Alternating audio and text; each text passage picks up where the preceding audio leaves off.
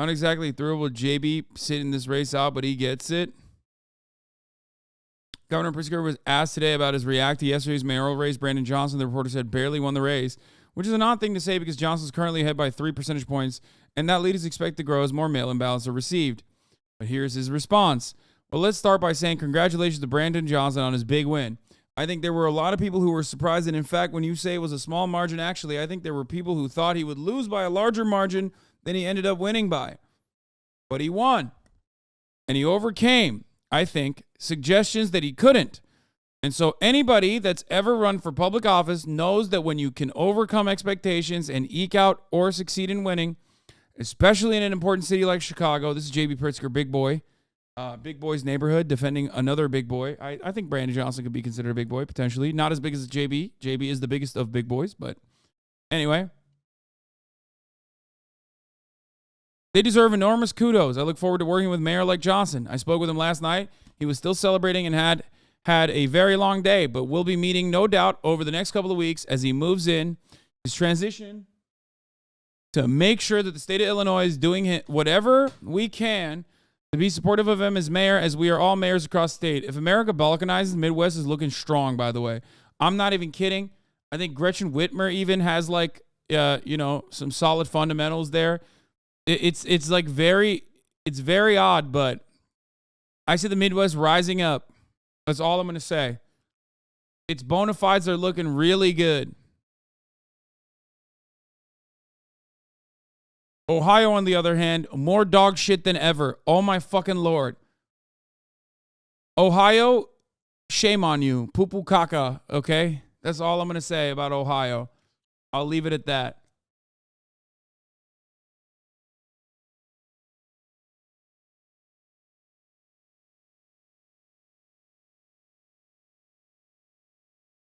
Ohio's trying to be fucking Florida so bad. It's weird.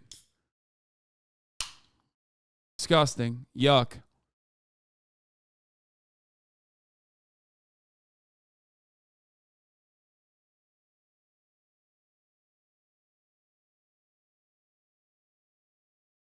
Anyway. Yeah, someone should look at the lead poisoning in Ohio, honestly. Look, he's younger than most of the mayors that have gotten elected. He's somebody who comes out of an activist background. I think there's a lot to admire about him. He's a teacher, and I believe that he will bring a certain vibrancy to the city, so I'm excited about that. And I want to make sure that all the very important things that Chicago needs to work on, whether it's balancing its budget, paying its pensions, all the stuff that sounds boring to everybody and doesn't get brought up sometimes in the midst of an election campaign, but are very important for the future of the city, that those are just baseline things. And I want to state, to be helpful in that endeavor as we are trying to be for municipalities across the state. So I do beve that this is a change for the city, something new. But you know what? It's a new generation of voters that come to the polls. There's a change that's gone across the Midwest, I might add, that people who believe in investing in workers, investing in families, investing in young people have come to leadership positions of governors, as mayors in states. Think about Wisconsin and Michigan and Minnesota and how those legislatures turned Democratic in Michigan and Minnesota. We're not going to talk about Wisconsin in that regard. We'll just keep the Wisconsin Supreme Court dub as what it is. We are not going to talk about Wisconsin and one of the worst gerrymandered states of all fucking time. Like literally, historically, you could have like 99% Democratic vote and still have Republicans control the state legislature. Obviously, I'm exaggerating. That's not the case. But it's like damn near the case. Holy fuck. Anyway. It's really fucked up. I mean, Wisconsin is so busted. Okay.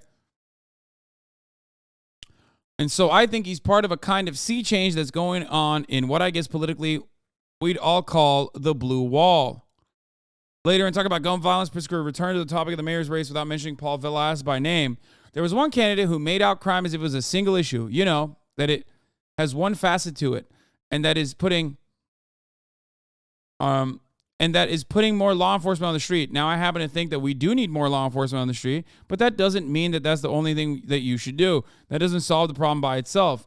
You also have to make sure that, again, that we're providing resources for mental health and substance use treatment. And many of the young people who are getting a hold of guns are in need of mental health and substance use treatment. And if we can address those issues, we take a huge burden off the police, and I believe reduce violent crime significantly because we're addressing some of the underlying causes. Pritzker was also asked if he had any reaction to the school board race across the state. Yes, my reaction is that fortunately, the voters saw through the hidden extremists, which, by the way, that doesn't address the entirety of the problem.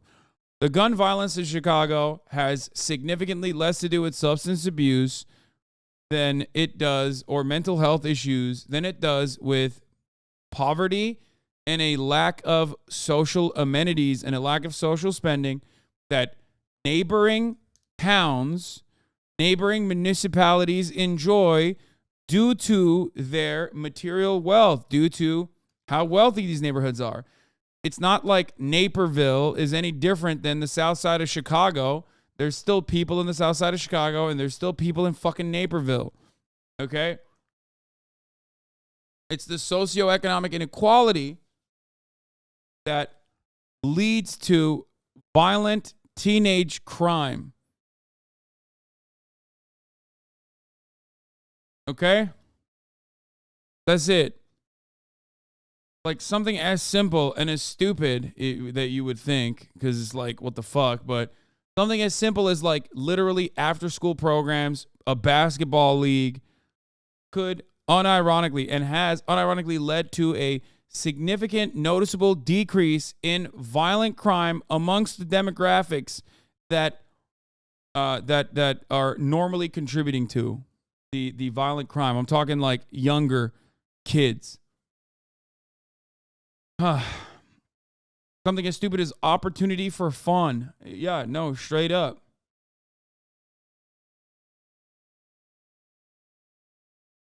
Is Naperville like a real place you mention all the time? It sounds like a fake place where rich people live. I'm not from the U.S.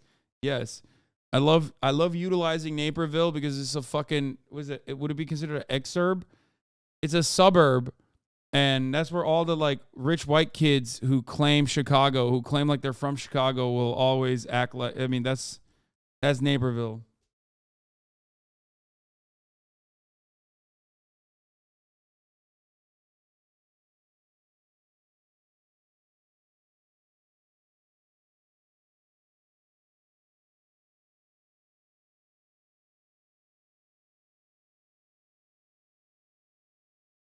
Every time you see a Zoomer with a perm and a fucking high and tight fade underneath it, you know, the ramen noodle hair, going, on God, for real, you ain't slide for Vaughn, dog. You ain't slide for Vaughn.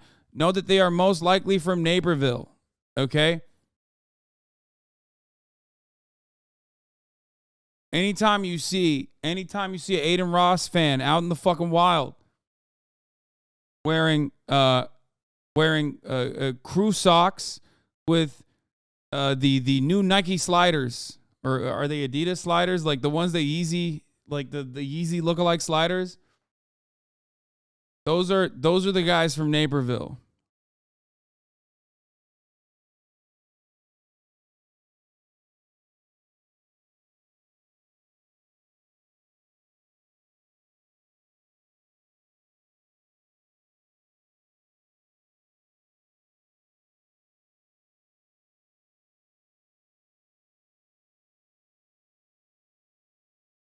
Just read the meta-analysis.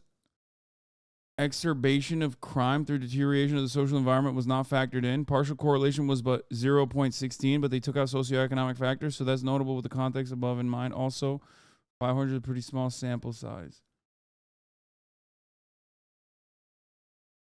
Can you explain how you know this about Naperville? You're 100% correct, but you're not supposed to know this is a Chicago-lander. Is it Felix? No. I was, I guess, very fortunate or unfortunate. I don't know which way you would cut it. But when I first moved to Los Angeles, I met a bunch of dudes that all came from Naperville. And then I met a bunch of their friends from back home. And immediately I clocked it as motherfuckers who love saying they're from Chicago, but are not from Chicago. And as someone who is unfamiliar with Chicago, I thought, that's so odd that these guys are talking about like being from Chicago, but don't resemble the type of person that would have grown up in a city, let alone a black, brown, or poorer part of a city. As someone who grew up in cities my whole life, I know when someone is from a city in general.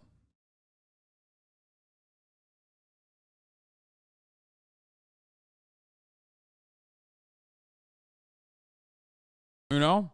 And these guys definitely did not give I grew up in the city vibes.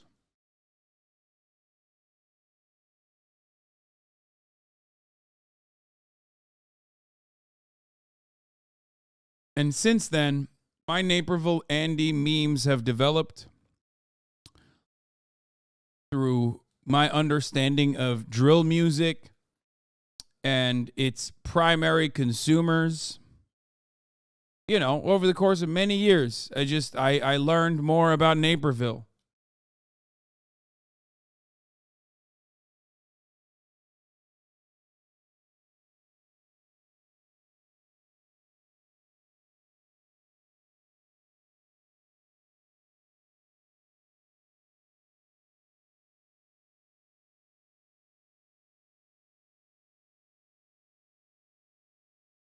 Can you go to Naperville? Yeah, I do need to check in with Kyler and Tanner if I go to Naperville, lest I get shot because it's on site. They'll be driving by with their, their mother's Toyota Sienna.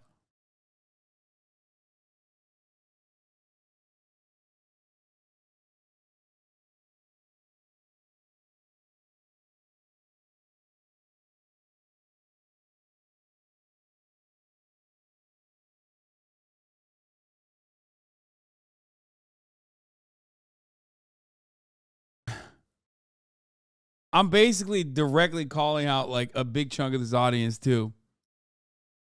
Anyway, don't forget Kyler's girlfriend, McKaylee. Oh yeah, 100%. And also, you're missing a couple different vowels there. McKaylee is not written with a A-Y-L-E-E. It's written with an A-E-I-G-H.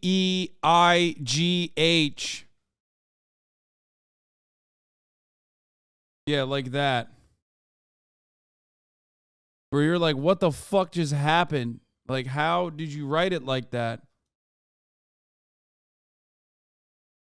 We're unpacking a lot about white culture here today.